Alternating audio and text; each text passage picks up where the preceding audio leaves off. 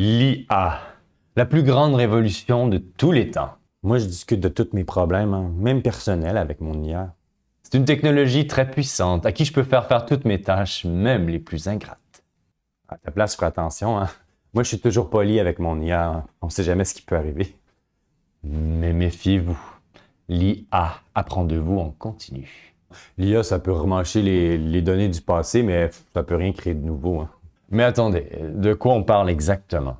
Est-ce qu'on parle d'intelligence artificielle ou d'apprentissage automatique, de deep learning, de modèles, de réseaux de neurones, de LLM, ou pour être plus précis, de GPT 5.2 Pro? Il y a une différence.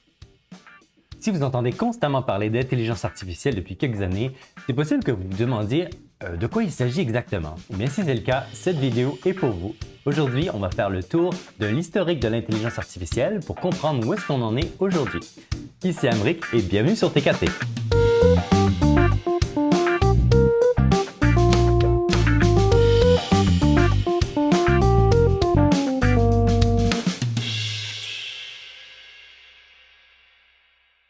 La première chose à garder en tête, c'est que l'intelligence artificielle, c'est d'abord et avant tout un domaine de recherche et d'ingénierie. Parce qu'à la base, c'est une branche de l'informatique au même titre que la cybersécurité ou les réseaux, par exemple.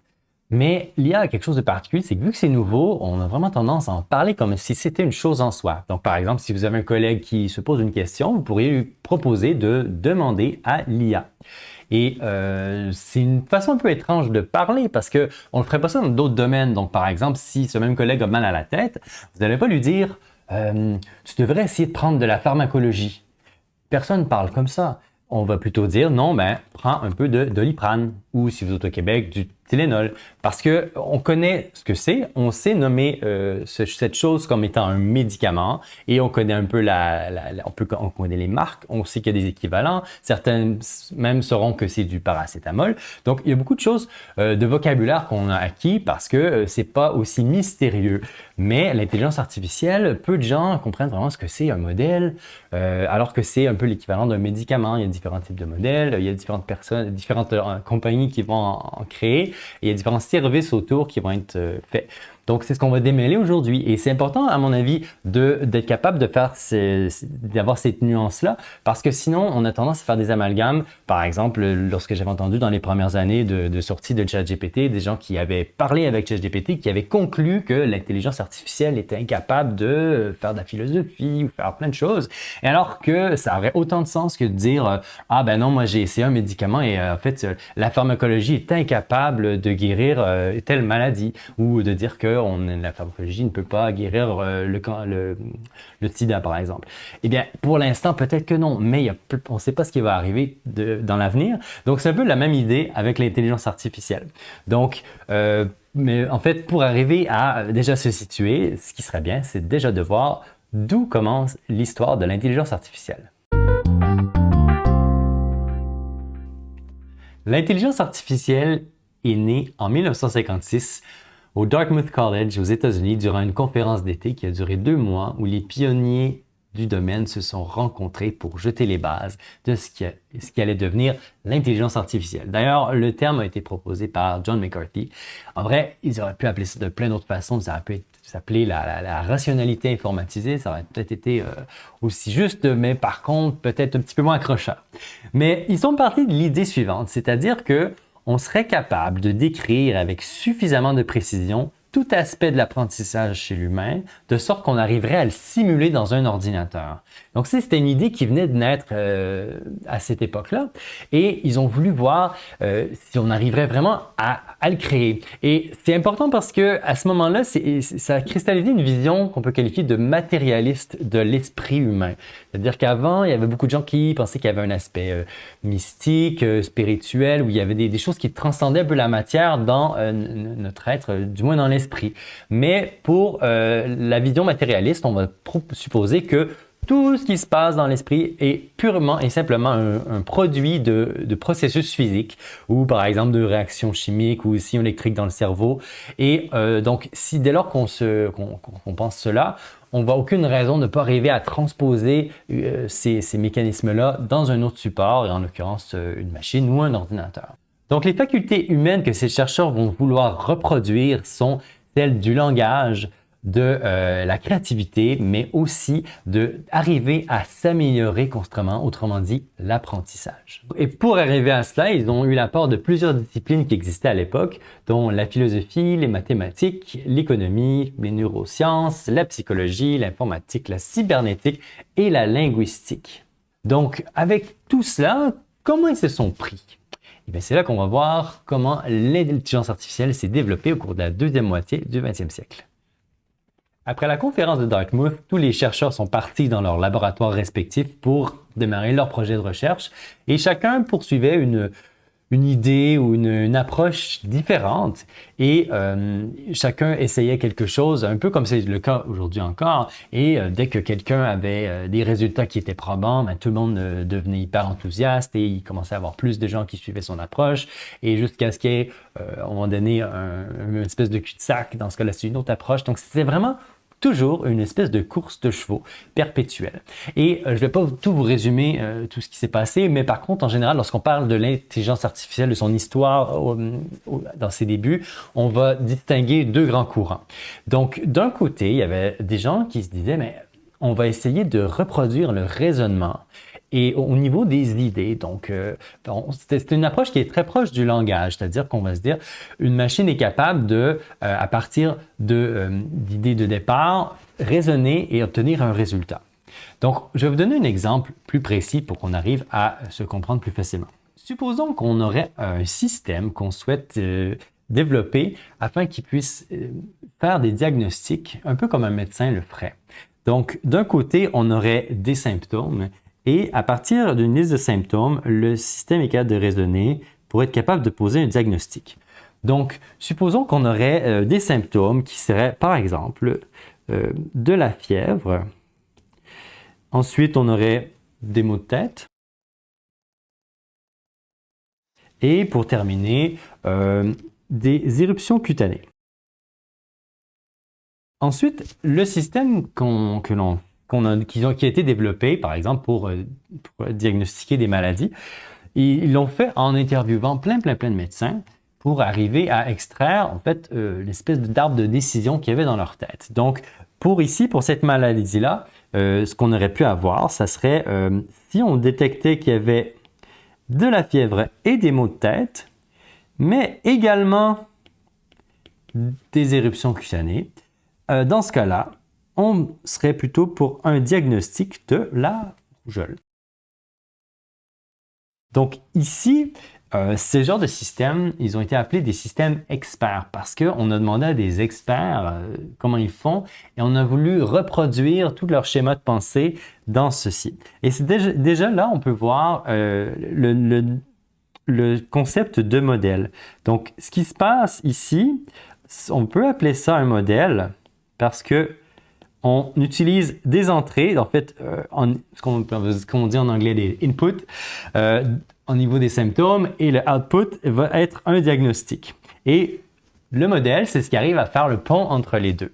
Et en fait, on va voir que peu importe les approches, il y aura toujours un modèle qui va partir de données d'entrée et qui va nous donner des données de sortie. C'est juste que ce qu'il y a au milieu, ça va changer d'une approche à l'autre. Donc, ce qui est intéressant dans une approche avec des systèmes experts, c'est qu'en fait, les règles, elles sont formelles, c'est-à-dire qu'elles sont sans ambiguïté claire. Il y a la fièvre et le mot de tête. Ce qui fait que lorsque un système comme ça diagnostique une rougeole, c'est très facile d'aller savoir pourquoi. Parce qu'il va nous le dire explicitement, mais il y a eu fièvre et maux de tête. Il y a et. Donc, c'est sans ambiguïté et c'est interprétable. Et ça, c'est vraiment très important lorsqu'on utilise des systèmes automatisés et qu'on veut vouloir rendre compte de leurs décisions. Mais la difficulté avec les systèmes experts, c'était que lorsqu'on voulait les faire grossir, leur faire tenir compte de plus de maladies et de plus de symptômes, il fallait s'assurer que toutes les règles soient cohérentes entre elles et ça devenait vite un casse-tête. Et d'autant plus que, par exemple, pour la médecine évolue constamment, donc les maladies, les critères de diagnostic, ça change constamment et il faut toujours le mettre à jour. Donc, il fallait à chaque fois se taper le même casse-tête, ce qui faisait que au fil de l'eau, ça devenait vraiment ingérable. Malgré que le premier système expert comme ça qui faisait des diagnostics dans les années 70 déjà, il impressionnait parce qu'il arrivait à être plus précis dans ses diagnostics que des médecins juniors. Mais effectivement, sa difficulté d'adaptation et sa rigidité faisait que très rapidement, les systèmes experts ont beaucoup déçu par rapport aux promesses qu'on avait faites par rapport à eux. Vous vous souvenez, au début, je vous ai dit qu'il y avait deux courants principaux qu'on pouvait distinguer dans le développement de l'intelligence artificielle. Jusqu'à présent, je vous ai parlé d'un courant qu'on appelle le courant symbolique. Donc, les symbolistes, c'était des gens qui croyaient que d'abord et avant tout, il fallait traiter l'intelligence au niveau du raisonnement. Et le raisonnement se fait avec des symboles, donc des termes, des maladies, des noms de symptômes, qui, lorsque on les combine avec des règles, ça fait un raisonnement et c'est ce qui permet à la machine de réfléchir comme un humain. Mais on a vu que, évidemment, ces règles, elles sont explicites, donc c'est très, très facile d'interpréter ce que le système expert fait. Cependant, il est très rigide et ça devient très vite ingérable de rajouter des règles constamment à la main. Donc, c'est pour ça qu'en parallèle, il y avait un autre courant qu'on appelait le courant des connexionnistes. Et je vais vous expliquer pourquoi plus tard, pourquoi on appelle ça comme ça. Mais eux, ils se sont dit, eh bien, si on prenait un modèle et plutôt que de lui donner les règles explicites, on lui laissait apprendre par lui-même des règles à partir des données brutes. Et ça a ouvert tout un autre champ de recherche. Les connexionnistes, eux, voulaient s'inspirer du cerveau humain, ce qui n'est pas une mauvaise idée comme telle. Et c'est là qu'on va commencer à parler des neurones et des réseaux de neurones. Donc, l'idée de s'inspirer du neurone qu'on retrouve dans un cerveau, ça remonte à même avant la conférence de Dartmouth où est née l'intelligence artificielle. Donc, c'est une idée qui avait été déjà travaillée depuis un moment et une partie des chercheurs se sont lancés aussi sur cette idée-là lorsqu'ils ont voulu essayer de répliquer des facultés humaines.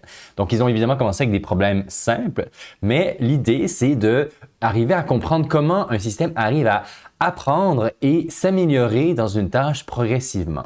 Pour ce faire, ils sont allés voir les connaissances qui avaient été acquises en physiologie et en neurosciences. Donc, ce qu'on savait déjà, c'était que les neurones se transmettaient des signaux. Donc, ici, on va s'intéresser à un neurone qui est en blanc. Et ce neurone, il va recevoir des stimulations de la part des neurones qui sont en amont par l'entremise de ces dendrites. Donc, ces signaux-là, ensuite, une fois qu'ils sont arrivés dans le neurone, ils vont se propager dans le corps du neurone et ils vont s'accumuler à l'endroit où débute ce qu'on appelle l'axone.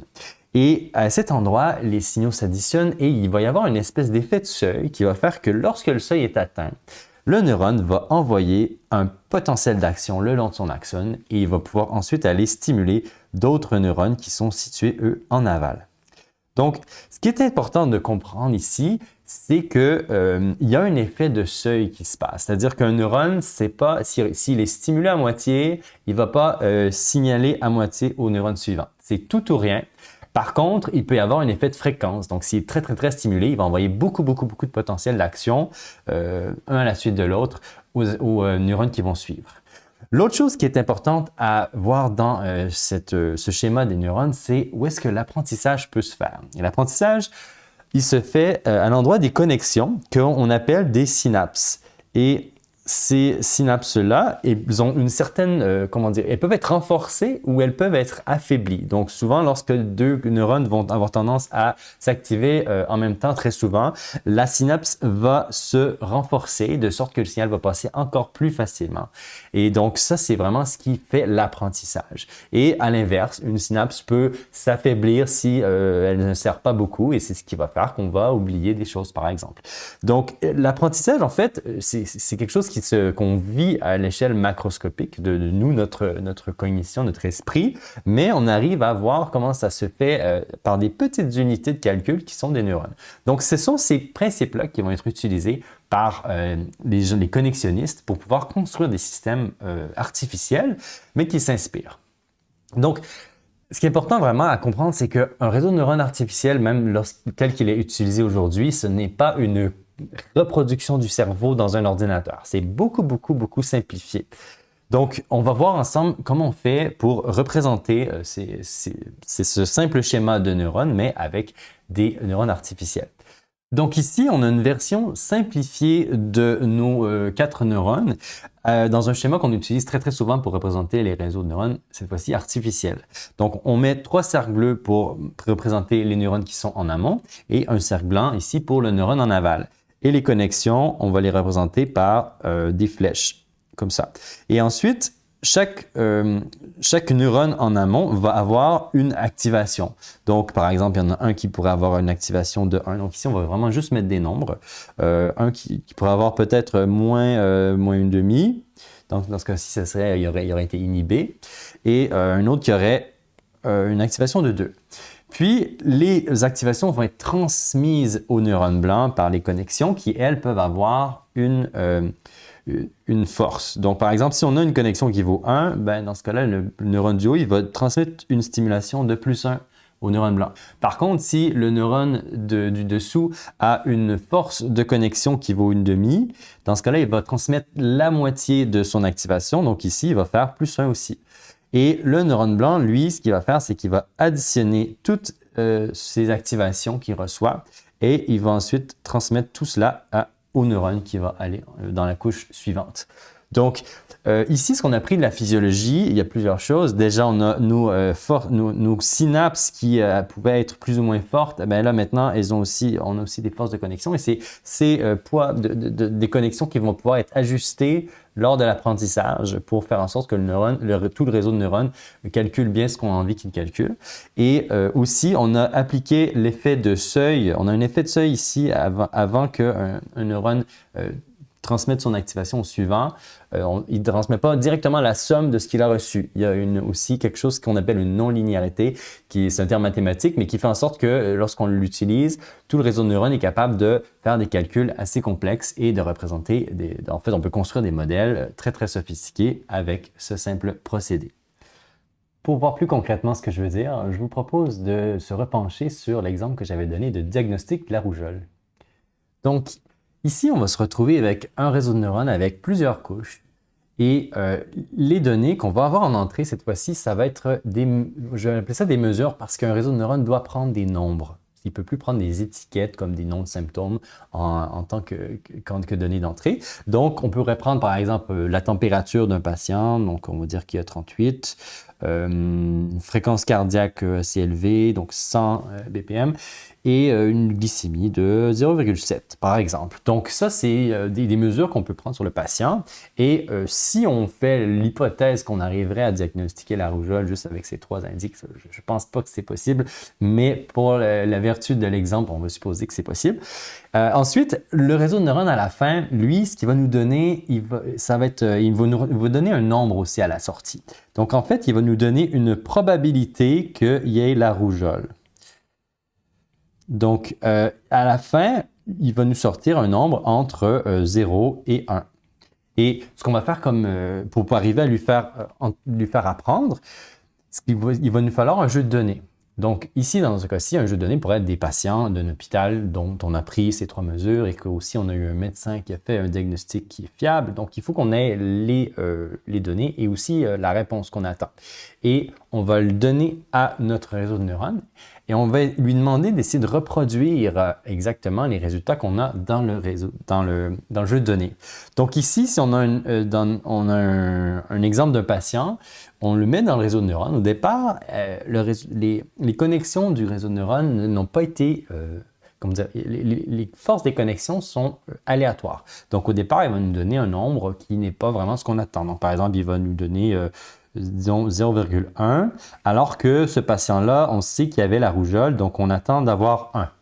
Donc on sait ici qu'il y a un écart entre ce qui est attendu et la réponse donnée par les réseaux de neurones. C'est normal au début, s'il n'a pas été entraîné, qu'il ne donne pas la bonne réponse. Mais comment on fait pour les entraîner? Donc ça, c'est toute une procédure d'optimisation qui est sujet à beaucoup de recherches, évidemment, même encore aujourd'hui, pour arriver à bien optimiser et faire entraîner, comment bien faire apprendre les réseaux de neurones.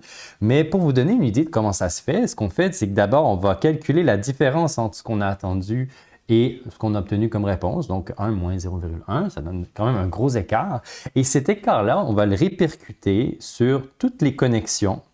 On va vraiment faire toutes les connexions du réseau de neurones jusqu'à atteindre le début. Donc, on va vraiment faire à rebours de la propagation de l'activation et on va encore plus fortement corriger les connexions qui ont fortement contribué à l'erreur. Donc ça, c'est un algorithme qui n'était pas forcément trivial et ça a pris quand même du temps avant que les chercheurs arrivent à le développer. Et auparavant, ils avaient de la difficulté à justement à fixer les connexions des réseaux de neurones pour leur faire apprendre efficacement. Mais n'empêche que c'est quand même très coûteux en termes de calcul parce que là, ici, je vous ai fait un patient, on a dû faire l'activation, soit énormément de calculs déjà qui vont juste dans la production de la réponse. Encore énormément de calculs pour répercuter les erreurs. Et les ajustements, ils sont tout petits parce qu'on ne veut pas que l'ajustement du patient numéro 2 défasse ce qu'on a appris au patient 1. Donc, on va faire des tout petits ajustements, des petits pas progressivement pour arriver vers la configuration qui est optimale pour tout le jeu de données. Et même le jeu de données au complet, il faut le faire passer plusieurs fois dans le réseau de neurones. Donc, c'est un calcul qui est assez coûteux, mais à la fin, on se retrouve avec encore un modèle, mais cette fois-ci, on n'a plus un modèle comme tout à l'heure avec des règles explicites, mais on a des neurones, des connexions. Et ce qui est très intéressant ici, c'est qu'on n'a pas eu à formuler les règles. Les règles ont été déduites par le réseau de neurones par lui-même. Par contre, vous voyez peut-être le souci, c'est qu'autant avant, on était capable d'interpréter très facilement la décision du réseau de neurones. Mais ici, moi, je connais personne qui est capable de lire dans les neurones comme on pourrait lire dans les feuilles de thé, par exemple, pour arriver à expliquer pourquoi, pour un certain patient, la rougeole a été diagnostiquée. Donc, pour des relativement petits réseaux de neurones, on arrive peut-être à interpréter un peu, mais dès que ça devient très, très gros, il y a beaucoup encore de chercheurs qui travaillent sur des méthodes pour arriver à interpréter des activations de neurones, mais c'est très, très, très compliqué de s'y retrouver et c'est vraiment ce qui fait que c'est vraiment là que se trouve la source de ce qu'on appelle la boîte noire des réseaux de neurones ou de l'intelligence artificielle. En vrai, cet effet boîte noire, c'est pas propre à l'IA, mais c'est propre à l'approche connexionniste qui suppose que la connaissance à la base, elle réside dans les connexions entre les unités de calcul et que ce ne sont pas des règles formelles qu'on arriverait à formuler de façon explicite. Une fois qu'on a réussi à faire fonctionner le réseau de neurones de base, on a voulu assez vite lui faire résoudre des problèmes de plus en plus complexes. Donc, on a voulu augmenter la taille des réseaux de neurones. Donc, on a empilé de plus en plus de couches, donc les réseaux sont devenus plus profonds. Et c'est de là que vient le mot apprentissage profond, ou en anglais deep learning. Et pour pouvoir savoir si nos systèmes fonctionnaient bien, évidemment, on ne pouvait pas les interpréter comme on a vu, mais on a développé des métriques pour mesurer à quel point ils étaient performants dans les tâches bien spécifiques qu'on essaie de leur faire résoudre. Et c'est comme ça qu'on a créé des benchmarks et des compétitions pour permettre à des modèles concurrents développés par différentes équipes de se comparer et pour qu'on puisse savoir lequel performait le mieux. Et jusqu'à présent, il y avait presque tout ce qu'il fallait pour que le deep learning puisse prendre son envol. On avait déjà l'algorithme pour l'entraîner. On avait de plus en plus de données parce qu'au tournant du 21e siècle, il y avait l'Internet qui a permis d'en collecter énormément. Mais il manquait quand même un ingrédient parce que c'était toujours très difficile de les entraîner. C'était très, très coûteux en termes de calcul. Et ce qui a vraiment changé la donne, c'est ce qui s'est passé dans une compétition qui s'appelait ImageNet, où il fallait, on avait 1 million d'images et il fallait les classifier en termes de quel était l'objet qui était identifié sur chaque image. Et il y a une équipe en 2012 qui a complètement explosé les records. Et cette équipe s'appelait l'équipe de AlexNet. Et Alex pour le nom d'un des chercheurs qui faisait partie de l'équipe. Et ce qui s'est passé, c'est qu'ils ont réussi à résoudre le problème de la capacité de calcul parce qu'ils ont eu l'idée d'utiliser une carte graphique. Donc les cartes graphiques, ce qui était déjà utilisé à cette époque pour permettre de jouer aux jeux vidéo et d'avoir des rendus graphiques. Parce que pour faire des rendus graphiques, il faut faire beaucoup de multiplication de nombres et d'addition simultanément. Donc, c'est ce qu'on appelle des opérations matricielles ou linéaires en mathématiques. Et il s'avère que ces opérations-là, ce sont exactement ce type-là qu'il faut pour propager les activations en même temps d'une couche à l'autre d'un réseau de neurones. Donc, si on utilisait une carte graphique, on était capable de traiter beaucoup de neurones en même temps, ce qui accélérait considérablement le temps de calcul et d'entraînement. Donc, ils ont réussi à faire fonctionner cet algorithme qui a vraiment mieux marché que toutes les techniques qui étaient utilisées à l'époque. Donc, ce qui s'est passé, c'est que tout d'un coup, en 2012, énormément d'attention a été attirée sur le deep learning, sur les réseaux de neurones. Et à partir de ce moment-là, de plus en plus d'argent a été investi et ils les ont utilisés pour essayer de résoudre tous les problèmes qu'ils ont pu. Donc, c'est vraiment le moment de l'envol du deep learning à ce moment-là. Et évidemment, pour NVIDIA, qui est le principal fabricant de cartes graphiques, qui était déjà dominant à cette époque-là, il a vu tout d'un coup un nouveau marché s'ouvrir pour ces cartes graphiques qui, à la base, servaient à jouer à Assassin's Creed avec une super belle résolution. Et bien, tout d'un coup, c'est devenu le moteur qui permet d'entraîner des réseaux de neurones. Et c'est ce qui explique pourquoi, évidemment, NVIDIA, à l'heure actuelle, explose les records aussi en bourse. Le deep learning, depuis une quinzaine d'années, a le vent dans les voiles. On l'utilise pour à peu près n'importe quelle tâche parce qu'on arrive à transformer à peu près n'importe quel type de données en nombre, même si c'est du texte, des images, du son ou de la vidéo, on arrive à le donner comme entrée à des algorithmes qui sont à base de réseaux de neurones. Puis, ce qu'on va faire, c'est qu'on va créer des jeux de données pour pouvoir les entraîner, donc des données annotées. Et justement, la création de ces jeux de données et aussi l'achat de cartes graphiques et de serveurs pour pouvoir faire cet entraînement va coûter très très cher. Et progressivement, les GAFA, donc notamment Google et Facebook à l'époque, vont y investir énormément. Et ce qui va se passer à ce moment-là, c'est que les innovations en intelligence artificielle vont commencer à migrer des laboratoires académiques vers les laboratoires des GAFA. Donc, progressivement, plus ça va coûter cher d'entraîner, plus ça va être compliqué pour des chercheurs dans des universités d'être vraiment à la fine pointe de l'intelligence artificielle. Mais néanmoins, on va bricoler, on va faire différentes architectures et chaque équipe va toujours vouloir se mesurer aux autres avec ces fameux benchmarks ou concours qui vont permettre de les mettre en comparaison. Et progressivement, ceux qui vont être les créateurs de ces fameux benchmarks vont avoir un très grand pouvoir pour orienter la recherche en intelligence artificielle dans la direction qui les arrange. Je vous laisse deviner de qui je parle.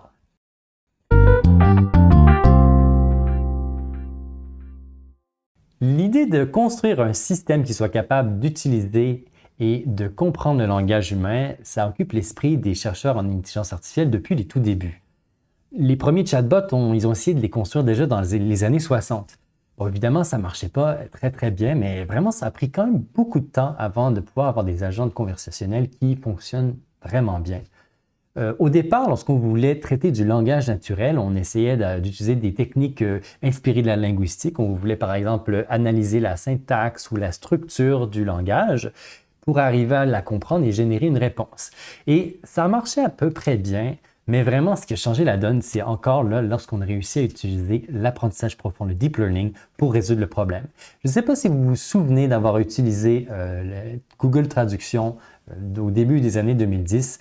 Ça donnait vraiment des traductions pas terribles. Et tout d'un coup, du jour au lendemain, dans le courant de 2016, la traduction de Google est devenue soudainement bien meilleure. Et en fait, ça correspond au moment où ils ont fait le basculement vers leur nouvelle technologie à base de réseaux de neurones. Mais comme vous vous en doutez sûrement, de donner des mots et du texte à un réseau de neurones, c'est pas trivial parce que des mots, ce ne sont pas des nombres. Donc, il faut trouver une astuce pour les convertir en nombres. Donc, ça a pris un petit peu de temps et en 2013, il y a eu une méthode vraiment efficace qui a été trouvée pour représenter des mots dans des espaces multidimensionnels dans ce qu'on appelle un vecteur. Donc, un vecteur, c'est juste un ensemble de nombres qui représente un mot. Et ce vecteur, c'est exactement ce qu'on donne à la première couche de réseau de neurones pour qu'il puisse faire sa prédiction. Donc, on avait déjà résolu un premier problème, mais le deuxième problème, c'est que des mots, il y en a plusieurs dans du texte. Ils viennent dans une séquence. Donc, il fallait trouver une autre astuce pour qu'un réseau de neurones puisse traiter une séquence d'éléments. Et ça a pris un petit peu de temps. Et finalement, en 2017, il y a eu ce fameux article par des chercheurs de Google qui ont proposé une nouvelle architecture à base d'attention. Et l'attention permettait au réseau de neurones de regarder tous les mots de la séquence en même temps et de porter attention avec un mécanisme qui était intégré spécifiquement aux mots qui portait l'information nécessaire pour la prédiction qu'il devait faire. Et ça, cette architecture-là, ils ont trouvé comme nom le transformer. Donc ça, c'est le T qu'on a dans GPT. Et ça n'a rien à voir évidemment avec les transformers qu'on voit dans les films. C'est vraiment juste le nom de cette architecture à base d'attention qui permet de traiter des séquences d'éléments. Voilà. Mais en 2017, c'est sorti et ensuite, en 2018, il y a OpenAI qui a fait son premier modèle GPT, qui voulait dire Generative Pre-trained Transformer. Et l'année d'après, il y a GPT-2 et ensuite GPT-3. Donc, à chaque année, il y avait une nouvelle version de GPT qui sortait et évidemment, toutes les compagnies travaillaient aussi sur leur modèle de langage comme ça. Mais vraiment, ce qui est sorti, que tout le monde a vu en 2022, c'est OpenAI qui a sorti ChatGPT. Donc, ils ont pris son GPT 3.5 et ils l'ont retravaillé pour qu'il soit vraiment bon et crédible dans une interaction sous forme de conversation. Donc, vraiment, ils ont plus ou moins produit le premier chatbot vraiment, vraiment très convaincant et ils l'ont rendu public. Ils ont permis à tout le monde de l'essayer. Et comme la conversation, c'est une modalité d'interaction qui est très naturelle pour n'importe quel utilisateur, ça a permis vraiment à tout le monde d'avoir sa première interaction directe avec l'intelligence artificielle. Pourtant, tout ce dont je vous parle, ça existait depuis bien plus longtemps, mais vous étiez moins conscient de où ça intervenait dans tous les systèmes informatiques que vous utilisiez. Mais juste pour la petite anecdote, Google et Facebook aussi, ils travaillaient sur un modèle de langage lorsque ChatGPT est sorti. C'est juste qu'eux, ils étaient beaucoup plus prudents. Ils avaient beaucoup plus à perdre si leur système commençait à dire des bêtises au grand public, alors que OpenAI, vu qu'ils étaient connus de personne, ils avaient moins d'enjeux au niveau de leur réputation, ce qui leur a permis de rendre public leur service vraiment avant tout le monde. Et ils ont pris de court les GAFA qui, pour le coup, ont vraiment dû accélérer leur processus de recherche et d'affinement et de déploiement de leur système. Donc, toutes les compagnies de technologie majeures ont fini par proposer leur modèle de langage qui finissait par entraîner sur à peu près tout le texte qui est disponible sur Internet. Donc, c'était des modèles de taille gigantesque avec énormément de paramètres. Donc, lorsqu'on parle de paramètres, c'est par exemple la valeur d'une connexion entre deux neurones. Ça, c'est un paramètre. Et là, on parle de milliards de paramètres. Donc, vu que ces modèles étaient aussi gros, ils les ont appelés des grands modèles de langage. Donc, en anglais, ça fait Large Language Model et c'est ce qui donne l'acronyme dont on parle sans arrêt, LLM. Donc, des modèles de langage, mais qui sont gigantesques. Je ne peux pas terminer cette vidéo sans vous parler de l'intelligence artificielle générative. Qu'est-ce que ça veut dire? Parce qu'on en parle énormément dans les médias. L'intelligence artificielle générative vient du principe que les LLM, lorsqu'on leur donne du texte en entrée, ce qu'ils vont prédire à la sortie, c'est simplement le prochain mot qui pourrait compléter la séquence de mots qu'ils ont eu en entrée. Et c'est ça qui permet à des LLM de créer du nouveau texte parce qu'il suffit de prendre le mot qui a été donné en sortie, de le mettre à la fin de la phrase et de lui redemander de la compléter. Et si on fait ça dans une boucle, on arrive à faire une phrase entière avec le LLM. Donc, ce qui fait qu'ils sont génératifs, c'est qu'ils sont capables de générer du texte, mais c'est pas n'importe quel texte, c'est du texte qui pourrait avoir été écrit par un humain.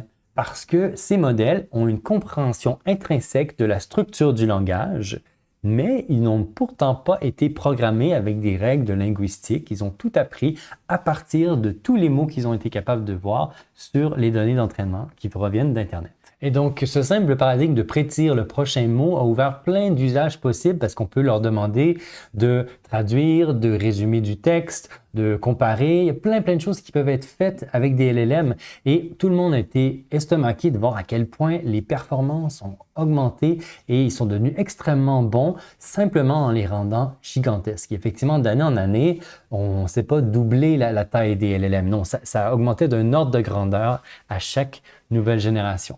Donc là, maintenant, on commence à saturer un peu sur notre capacité de les faire grossir encore.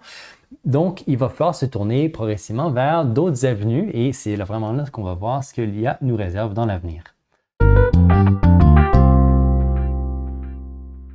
Une des lacunes pour l'instant des systèmes d'intelligence artificielle et notamment des LLM, c'est l'ancrage sémantique des mots. Donc, autrement dit, que veulent dire les mots dans la réalité? Si par exemple, je prends un exemple, je vous donne mon iPad, moi je suis capable de dire qu'il est lisse. Et je ne sais pas si dans vos souvenirs, vous vous souvenez de quand vous avez appris le mot lisse. Moi, je m'en rappelle parce que j'avais fait, peut-être vers 4 ans, je me souviens d'une activité Montessori que j'avais fait où j'avais une planche qui ressemblait à ceci. Et l'exercice à faire était le suivant. Donc, il y a une partie rugueuse, une partie lisse. Et là, il fallait passer la main, dire lisse, rugueux, lisse, rugueux. Et une fois qu'on en avait marre, ben, on pouvait ranger le truc. Et ça peut sembler un peu stupide comme activité, mais c'est extrêmement efficace pour comprendre le sens du mot lisse parce qu'on le vit et on le touche et ça permet vraiment de l'ancrer dans le réel. Je vous donne aussi un autre exemple si vous voulez vous rendre compte. Pensez à l'amour, par exemple. Donc, l'amour, c'est vraiment un sujet dont on parle sans cesse dans les chansons. Et même quand on est enfant, on a des contes avec des princesses, des princes qui s'aiment. Et peut-être si ça, vous arriveriez à vous remonter vos souvenirs avant la puberté, à une époque où vous n'avez peut-être pas forcément ressenti ce que c'était l'amour, mais du moins avec une attirance pour une autre personne, mais vous en aviez beaucoup entendu parler. Donc, si à cette époque, on vous demandait ce que c'était, mais tout ce que vous pouviez faire, c'était répéter ou reformuler ce que vous aviez entendu de l'amour, mais vous ne l'aviez jamais ressenti. Donc ça, c'est vraiment comme ce qu'un LLM peut faire pour n'importe quel concept ou mot. Il va pouvoir vous décrire l'amour, peut-être même mieux que vous, parce qu'il a été entraîné avec des poèmes de Baudelaire dans ses données d'entraînement. Donc, il va être capable de vous faire de magnifiques phrases, mais il ne va pas vous parler de ce que lui a ressenti. Parce que nous, les humains, je ne sais pas si vous vous souvenez, la première fois où vous avez ressenti ce que c'était de l'amour, vous vous êtes peut-être demandé ce que c'était vraiment. Est-ce que ce l'est, est-ce que ce l'est pas? On ne sait pas, mais c'est simplement ce qu'on vit qu'on va interpréter comme étant de l'amour et chacun l'a vécu d'une façon différente et c'est sans doute pour ça qu'on écrit autant de chansons sur l'amour parce que c'est justement ces chansons-là, c'est leur singularité qui leur donne ce qu'il y a de particulier. Donc, probablement que c'est ça qui va quand même rester du moins pour l'instant, spécifiquement humain, c'est cette façon unique qu'on a de comprendre certains éléments du réel, même si on a le même mot pour le désigner. Mais les chercheurs en intelligence artificielle n'ont pas dit leur dernier mot. Pour pallier cette lacune dans l'ancrage sémantique, une des options qui est envisagée, c'est d'utiliser la robotique pour donner un corps à ces systèmes intelligents. Et avec ce corps robotique, ils seraient capables d'appréhender le monde et ainsi ancrer tout cet univers symbolique dans du réel. Donc, c'est notamment ce que souhaiterait faire, par exemple, Yann LeCun, qui est un des pères du Deep Learning et qui a récemment décidé de quitter la direction de l'intelligence artificielle chez Meta pour fonder sa nouvelle boîte, pour créer des représentations du monde. Donc, l'idée, c'est d'être capable d'aller au-delà de ce que les modèles de langage peuvent faire parce que lui, il voit vraiment une très grosse limite à ces modèles. Donc, on verra ce que ça va donner. Évidemment, l'avenir nous le dira, mais il y a toutes sortes de choses qui sont essayées dans le monde de l'intelligence artificielle. Une autre approche dont je vais vous parler rapidement, ce sont ce qu'on appelle les agents. Donc, les agents, ce sont des systèmes qui sont faits pour en sortie donner des actions, donc des choses qu'ils vont pouvoir faire. Les LLM peuvent déjà être actions parce qu'ils sont capables de produire, par exemple, des commandes informatiques qui ensuite peuvent être exécutées et donc ça fait vraiment une action. Une autre façon de créer des agents, c'est évidemment la robotique parce qu'avec des moteurs, ils sont capables de poser des actions physiques dans le monde. Une préoccupation majeure pour tout ce qui est agent, c'est évidemment que s'ils sont autonomes et qui progressivement gagnent en intelligence jusqu'à avoir une intelligence qui dépasse la nôtre, du moins sur certains aspects, il y a un risque qu'on puisse perdre le contrôle et qu'on ne puisse pas les maîtriser. Donc ça, c'est une préoccupation qui est majeure et qui a tout un univers de chercheurs dans la sécurité de l'intelligence artificielle qui veillent à ça et qui essayent de trouver des méthodes qui puissent être sûres et qu'on puisse être certain qu'un agent soit complètement sécuritaire et qui n'échappe pas à notre contrôle. Mais il reste que c'est quand même très compliqué de spécifier ce que l'on veut qu'un robot fasse. Ça pourra peut-être faire l'objet d'une prochaine vidéo, mais dans tous les cas, ça va être important de surveiller cela à l'avenir. Et d'ailleurs, j'en profite pour mentionner Yoshua Bengio, qui est une figure incontournable de l'intelligence artificielle père fondateur de l'apprentissage profond et qui est maintenant même le scientifique le plus cité avec ses articles fondateurs qu'il a écrits. Et dernièrement, il s'est fortement positionné pour le sujet de la sécurité de l'IA. Et pour lui, c'est vraiment l'enjeu majeur et maintenant, ça devient un enjeu de gouvernance aussi. Merci d'avoir suivi cette première vidéo TKT sur qu'est-ce que l'intelligence artificielle. Donc, on a vu que l'intelligence artificielle, c'est vraiment un terme qui englobe énormément de différentes approches. J'ai malheureusement pas pu vous en parler de tout ce qui se fait dans ce domaine, mais l'important, c'est que vous ayez pu comprendre qu'il y a plein de choses qui se passent et que c'est toujours une espèce de course de chevaux à voir qu'est-ce qui fonctionne le mieux et le cheval qui court le plus vite attire l'attention et les investissements et les paris à un moment donné. Et des fois, il y a un frein qui se passe et là, c'est un autre cheval qui prend le relais. Donc, c'est encore une aventure qui continue et qui va continuer dans l'avenir. Évidemment, ça interroge beaucoup parce que progressivement, on commence à se demander, au-delà de qu'est-ce qu'on arrive, qu'est-ce qu'on peut faire, peut-être qu'il va falloir se poser aussi la question de qu'est-ce qu'on veut faire, nous, en tant qu'humanité, qui veut créer ces systèmes intelligents. Ça, c'est tout un domaine passionnant et j'espère que ça vous permet de réfléchir et au moins de comprendre ce que c'est l'intelligence artificielle.